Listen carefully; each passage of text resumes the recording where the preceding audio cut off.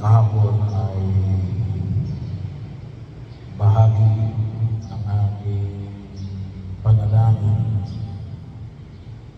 na tinawag natin ang Diyos na ating Ama. Kaya nga bahagi yun na ipinamamalig ngayon na sa mga paanyaya, humingi kayo at kayo bibigyan. Umanap kayo at kayo makasusumpong. Kumato kayo ay kapitin bubuksan para sa inyo. Bakit kawangan ng ugnayan natin sa Diyos ay ugnayan na anak sa Ama. Sa bahagi yun. Kaya nga maliwanag na pinahayag natin na ito rin yung pamantayan kung bakit ipagkakaloob ng Diyos sa atin. Pero bahagi yun, sabi nga natin, kahit na sa ating mga panalangin ay kinakailangan ay tayo ang magpahayag, bagamat alam ng Diyos ang kailangan natin, pero kinakailangan tayo ang magpahayag. Una, dahil sa ito ay pagkilala na tayo ang nangangailangan at pagkilala rin sa kapangyarihan ng Diyos. Nawa makita natin na ito ay pagkilala, kaya tayo humihingi sa Diyos. Sabi nga natin, hindi sapagkat lamang alam ng Diyos yung ating kailangan, pero kinakailangan natin may makita yung kalatayuan natin sa pagkakapag-ugnayan bilang mga anak na tumatawag sa ating Ama. Bahagi nito na kung saan ay sa ipinamalig ko sa atin sa Ebanghelyo ngayon ay sa gitna ng ugnayan na ito na hindi tayo pababayaan ng Diyos at ang nais niya ay tayong lahat ay mapabuti yung katatayuan. Sabi nga niya, mabubuting mga bagay, mabubuting mga bagay. At yung pagkilala, napakahalaga ko yung pagkilala ng alin,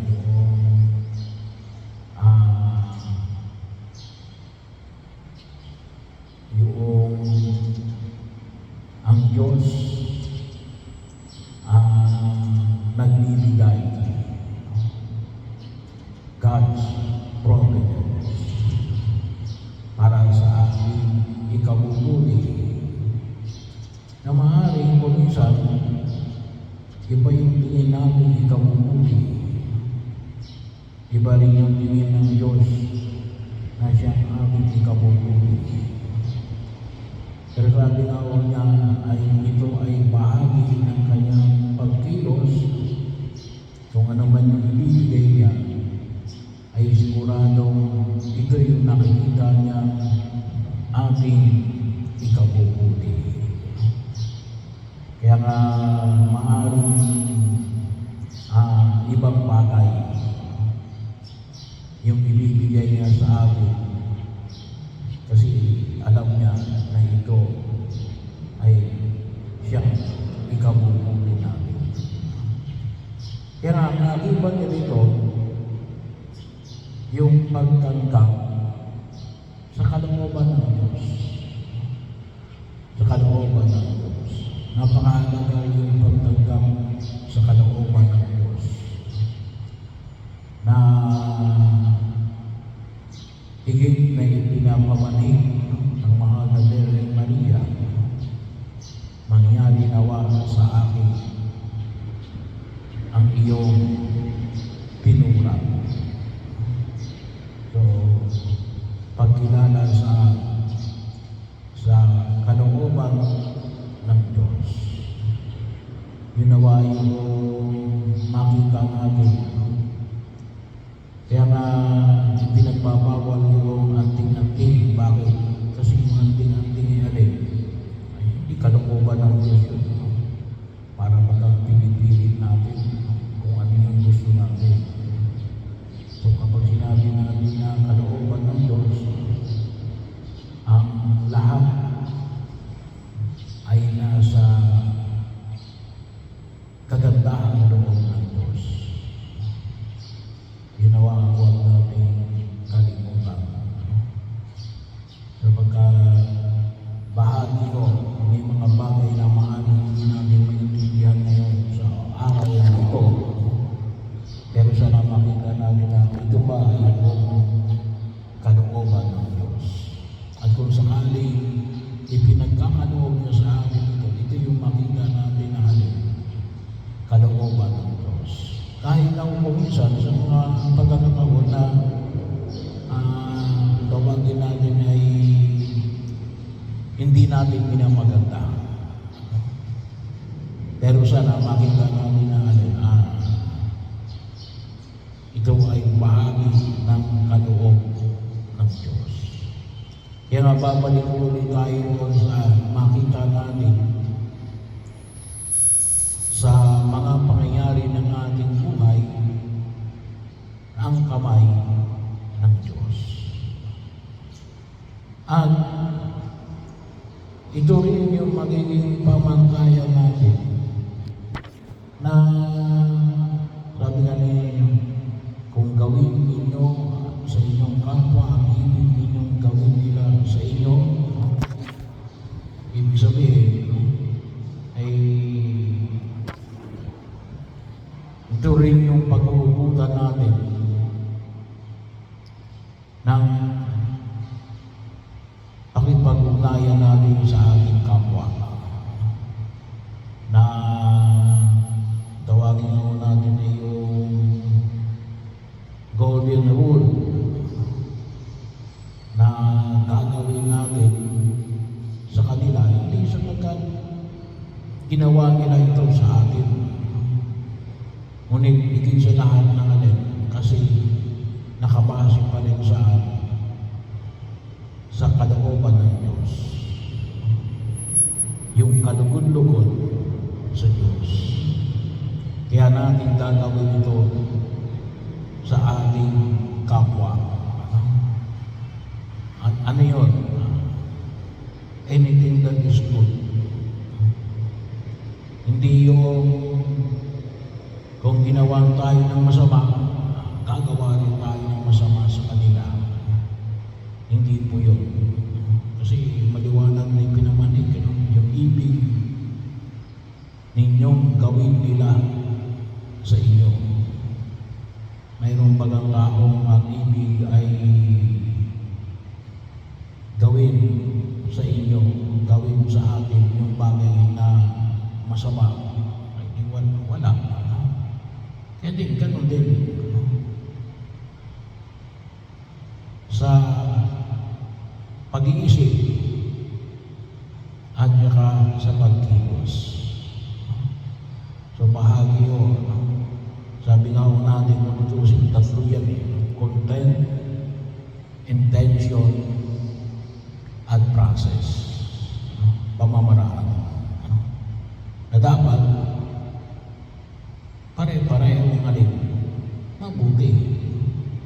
Gusto mo ng mabuti, yung pamamaraan mo ay mabuti, at ang intention mo ay mabuti. Never na maging masama. Kasi ang pamantayan natin ay ang pamantayan ng kalooban ng Diyos. Kaya lang, sabi nga natin dito, no, ay kuminsan ang kaklas dito yan justice and mercy. No? Dito kuminsan nagkaklas yung katarungan at awa. No? So, bahagi yun.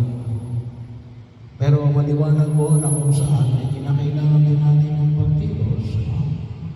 Na sabi nga ho natin,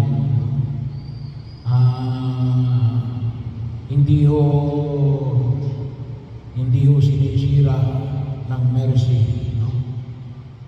Ang katarungan. Bagamat ibang topic na ho yun, no? Pero bahagi ho na huwag natin kalimutan, no? Na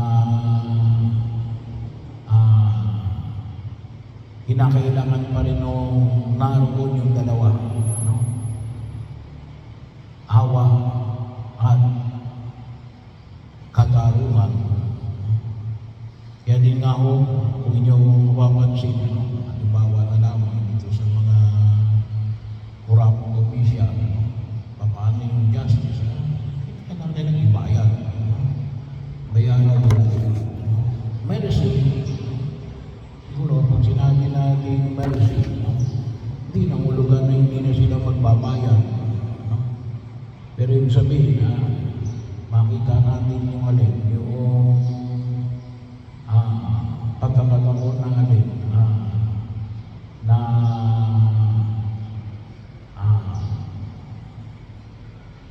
yung pagkilos, no, na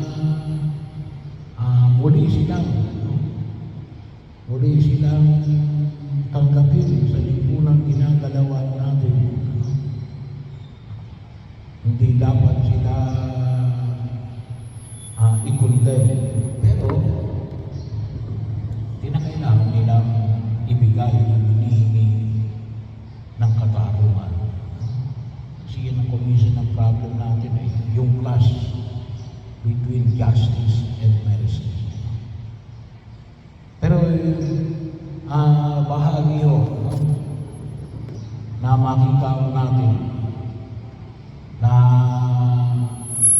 ang kagustuhan ng Diyos ay ang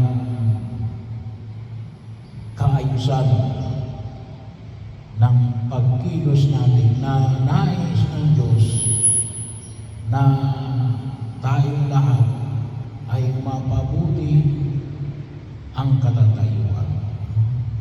At kinakailangan na alin? Kinakailangan din maging aware tayo